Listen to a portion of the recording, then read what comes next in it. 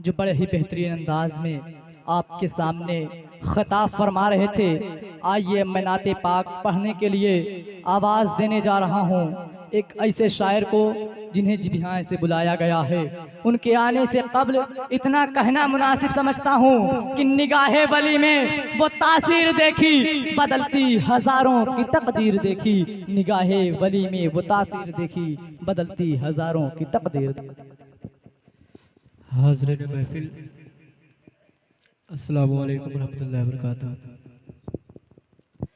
आइए सबसे पहले हमारा मिलकर हुज़ूर नबी करीम सल्लल्लाहु अलैहि वसल्लम की बारगाह में झुम झुम कर लोगों को चुम चुम कर दुरूद शरीफ पढ़ अल्लाह और मोहम्मद सल्लल्लाहु अलैहि वसल्लम सलातो वस्सलामु अलैका या रसूलल्लाह सल्लल्लाहु अलैहि वसल्लम।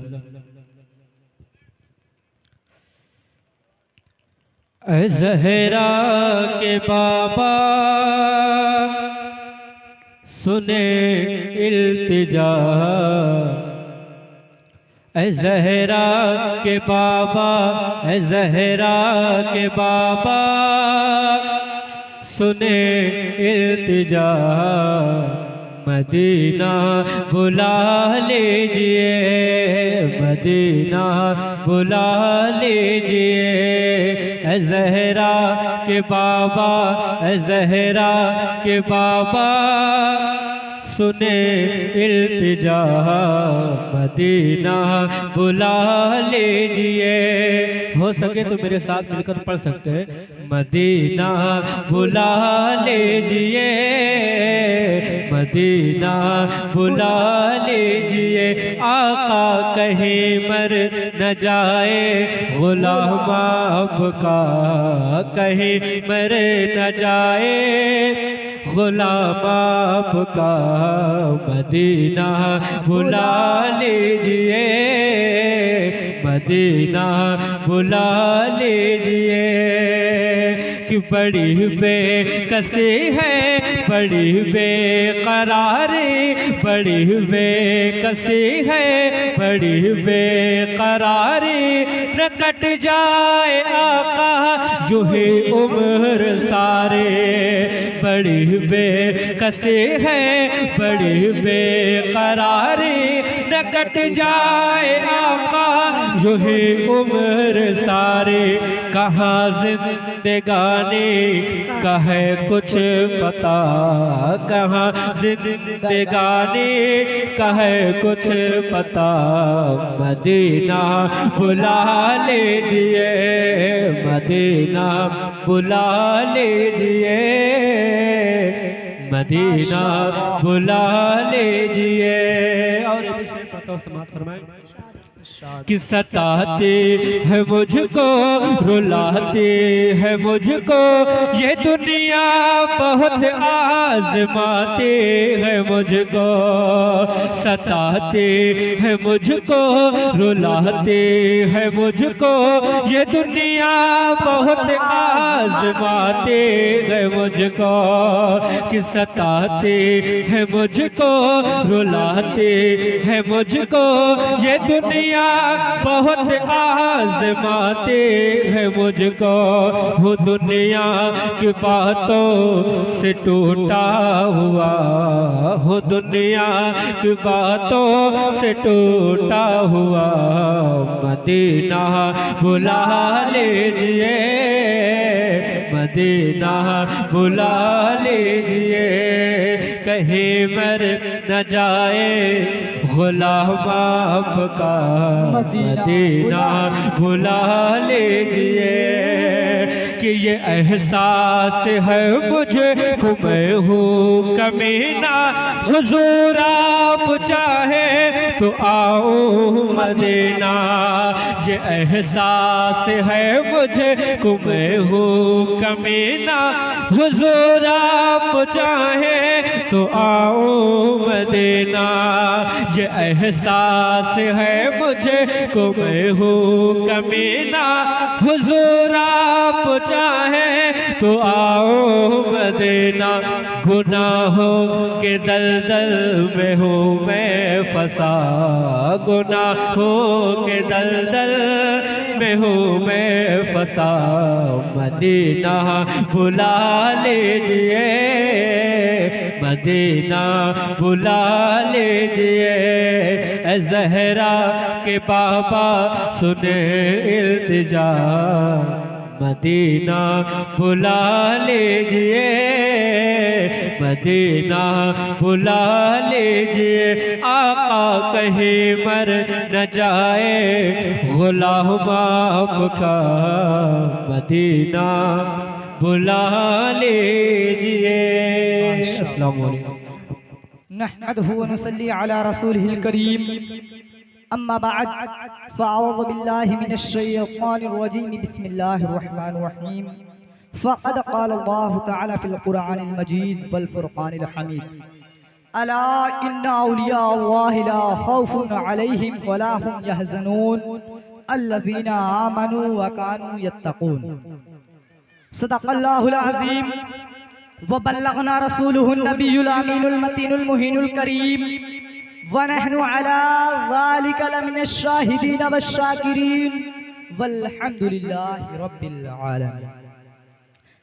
हज़रात, आइए हम और आप मिलकर सबसे पहले आक़ाए नामदार, मदीने के ताजदार, दोनों आलम के मालिक व मुख्तार जनाब अहमद मुस्तफ़ा मोहम्मद मुस्तफ़ा सल्लल्लाहु अलैहि वसल्लम की बारगाह बेकस पनाह में झूम झूम कर, लबों को चूम चूम कर अपनी गुलामी का सबूत देते हुए दुरूद पाक का नजरानी अक़ीदत पेश करें और पढ़े बावाज़े बुलंद, अल्लाहुम्मा सल्ली अला सय्यिदना मौलाना मुहम्मद मअदनिल जूदी वल करम व आलिहि व बारिक व सल्लिम सलातन व सलामन अलैका या रसूलल्लाह सल्लल्लाहु तआला अलैहि वसल्लम।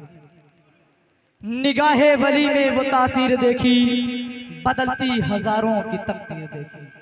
मेरे दोस्तों, अभी अभी मैंने जिस आयत करीमा की तिलावत करने का शरफ हासिल किया, अल्लाह तबारक व तआला कुरान मुक़द्दस में फरमाता है, अला इन्ना औलिया अल्लाहि ला खौफुन अलैहिम व ला हुम यहज़नून, अल्लज़ीना आमनू व कानू यत्तक़ून। इसका तर्जमा यह है कि बेशक, खबरदार, अल्लाह के वलियों को ना तो कोई खौफ है ना कोई। वली कौन? अल्लज़ीना आमनू व कानू यत्तक़ून, वो जिन्होंने तक़वा इख्तियार किया। मैं बताऊं वली कौन होता है? तो दर हकीकत वली अल्लाह का यार होता है। दर हकीकत वली अल्लाह का यार होता है, इसलिए सबको वली से प्यार होता है। और जिसके दिल में भी रहती है वली की उल्फत, जिसके दिल में भी रहती है वली की उल्फत, अरे रब का फजल भी उस पर बेशुमार होता है। और जो भी आता है दरे औलिया पे अदब से अजमल, जो भी आता है दरे औलिया पे अदब से अजमल, हर हाल में उसका बेड़ा पार होता है, हर हाल में उसका बेड़ा पार होता है। जब हम कुरान से पूछते हैं ना, ये कुरान वो कौन वली है जिन्हें ना तो कोई खौफ है ना कोई गम, तो कुरान आगे फरमाता है, अल्लज़ीना आमनू व कानू यत्तक़ून, बेशक वो लोग जिन्होंने तक़वा इख्तियार किया। अब तक़वा, ये नमाज भी तक़वा, रोज़ा भी तक़वा, हज भी तक़वा, ज़कात भी तक़वा, सदका भी तक़वा, निगाहों को उन चीज़ों से रोकना भी तक़वा जो शरीयत में मनहियात में से। आज कुछ नजदी कहते हैं कि मज़ारात पे नहीं जाना चाहिए। मज़ारात पे जाने के फ़वाइद क्या है? मज़ारात पे जाने का मकसद क्या है?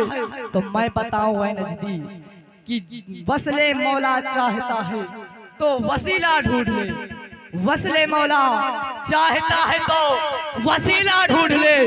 बेवसीला नजदियों हरगिज़ खुदा मिलता नहीं, बेवसीला नजदियों हरगिज़ खुदा मिलता नहीं।